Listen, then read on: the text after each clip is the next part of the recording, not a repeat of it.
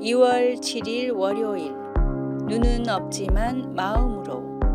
눈 없이 태어난 골든 리트리버 한 마리가 힐링견으로 재탄생해 사람들에게 잔잔한 감동을 준 이야기가 있습니다. 많은 이에게 감동을 선사한 힐링견은 캐나다 스토프빌에 사는 스마일리. 스마일리는 태어날 때 눈이 없었고 외소증 장애까지 갖고 있어 안락사 대상이었다고 합니다. 극적으로 새로운 주인을 만났지만 처음에는 사람들을 피해 구석이나 테이블 밑에서 웅크리고 있었습니다. 하지만 주인의 사랑은 스마일리의 마음을 열게 했고 교감 능력이 탁월함을 알고 치료견 훈련을 받게 됩니다. 치료견이 된 스마일리는 장애인 시설, 양로원, 요양원 등을 방문해 행복을 전하고 있습니다. 두근거리는 심장을 가진 존재로서 생명을 소중히 여기는 마음이 작은 기적을 부르는 게 아닐까 싶습니다. 오늘의 말씀. 각각 은사를 받은 대로 하나님의 여러 가지 은혜를 맡은 선한 청지기 같이 서로 봉사하라. 베드로전서 4장 10절. 오늘의 찬송 213장 나의 생명 드리니. 오늘의 만나. 세상에서 주님을 만난 사람들은 모두 어둠 속에서 빛을 찾은 사람입니다. 한 줄기 빛이 모든 어둠을 물리치듯 나의 삶도 세상 속에서 복음을 전하는 환한 빛이 되도록 사랑을 실천하십시오. 2월 8일 화요일. 언제든 하나님께. 코로나 바이러스 여파로 우리는 어디를 가든지 이전보다 더 많은 검증 단계를 거쳐야 합니다. 이제는 먼저 예약을 하고 도착하여 입장하기 위해 명부 작성이나 인증 단계를 거쳐가야 합니다. 예방접종을 맞지 않으면 들어가지 못하는 경우도 있고 지시들을 따르지 않으면 들어갈 수가 없게 되었습니다. 구약에서 하나님은 성막 안에 지성소라고 불리는 곳에 들어가기 위한 특별한 규정들을 제정하셨습니다. 성소와 지성소를 분리하는 휘장 뒤로는 오직 대제사장만이 한 해에 한 번 들어갈 수 있었습니다. 아론과 그의 후임 대제사장들은 들어가기 전에 예물을 가져오고 몸을 씻은 후 거룩한 옷을 입어야 했습니다. 그러나 하나님의 지시들은 건강이나 안전 때문이 아니라 이스라엘 백성들에게 하나님의 거룩하심과 우리가 용서가 필요함을 가르치기 위한 것이었습니다. 예수님이 죽으시던 순간에 성서 휘장이 찢어진 것은 우리의 죄를 용서하기 위해 주님이 죽으셨다는 것을 믿는 모든 사람들이 하나님 앞으로 나아갈 수 있다는 것을 상징적으로 보여줍니다. 성소 휘장이 찢어짐으로 우리는 영원히 기뻐할 수 있게 되었습니다.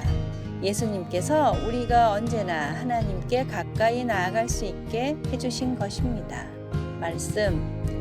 내 형 아론에게 이르라. 성소의 휘장 안 법궤 위 속죄소 앞에 아무 때나 들어오지 말라. 레위기 16장 2절. 찬송 279장 인애하신 구세주여. 기도. 항상 하나님께 가까이 갈 수 있게 해주신 예수님 감사합니다. 아멘.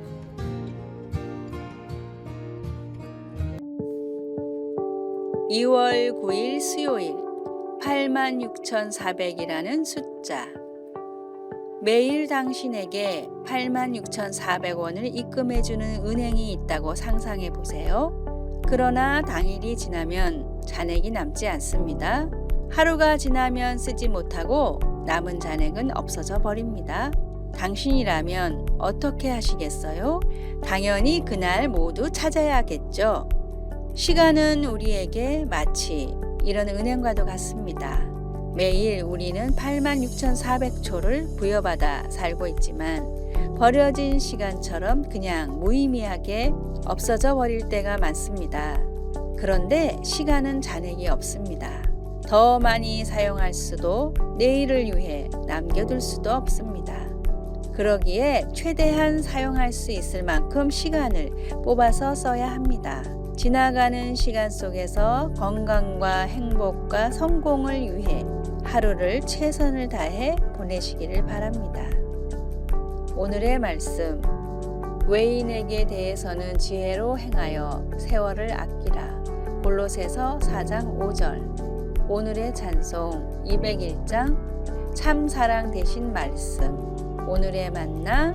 소중한 시간 더 낭비하기 전에 오늘은 사랑하는 가족들과 자녀들과 그동안 함께하지 못했던 시간들을 함께 해보는 건 어떨까요? 2월 10일 목요일 강할 수 있는 이유. 23주 만에 초미숙아로 태어난 갓난아기 세이비는 체중이 8.6온스 244g 밖에 되지 않았습니다. 아기가 얼마 살지 못하리라 생각한 의료진은 아이의 부모에게 딸과 함께할 시간이 1시간 밖에 없을 것 같다고 말했습니다. 하지만 세이비는 계속 싸우며 견뎌냈습니다. 아이의 침대 옆에 붙어 있는 분홍색 카드에는 아주 작지만 강한 아이라는 문구가 쓰여 있었습니다. 병원에서 5개월을 보낸 세이비는 기적같이 5파운드 약 2.3kg의 건강한 아이의 모습으로 집으로 갔습니다. 그리고 세계에서 가장 작게 태어나 생존한 아기로 기록되었습니다. 역경을 이겨낸 사람들의 이야기를 들으면 힘이 납니다. 성경에도 그런 이야기가 있습니다. 목동이었던 다윗은 자처에서 하나님을 모독하고 이스라엘을 위협한 거인 용사 골리앗과 맞섰습니다. 사울 왕은 다윗이 터무니없다고 생각했습니다. 내가 가서 저 블레셋 사람과 싸울 수 없으리니 너는 소년이요 그는 어려서부터 용사임이니라. 소년 다윗이 전장에 들어서자 골리앗은 다윗을 보고 나서 그가 다만 소년에 지나지 않는다는 것을 알았습니다. 그러나 다윗은 홀로 전투에 나서지 않았습니다. 그는 만군의 여호와의 이름 곧 이스라엘 군대의 하나님의 이름으로 나아갔습니다. 날이 저물었을 때 전투에서 승리한 다윗은 죽은 골리앗 위에 우뚝 서 있었습니다. 하나님께서 우리와 함께 하시면 아무리 큰 문제라도 두려워할 필요가 없습니다. 그분의 능력과 함께 할 때 우리 또한 강하기 때문입니다. 어떤 순간에 자신이 작고 하찮은 존재라고 느껴집니까? 엄청난 역경 가운데 하나님께서 함께 하셔서 힘을 주시는 것을 어떻게 알 수 있을까요? 말씀. 그 블레셋 사람이 둘러보다가 다윗을 보고 업신여기니 이는 그가 젊고 붉고 용모가 아름다움이라.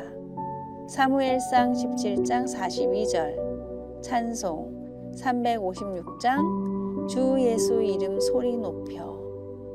기도. 내가 초라하게 느껴지거나 홀로 남겨져 앞이 보이지 않을지라도 하나님께서 저와 함께 계셔서 인도해 주실 것을 믿습니다. 하나님의 능력을 신뢰합니다. 아멘.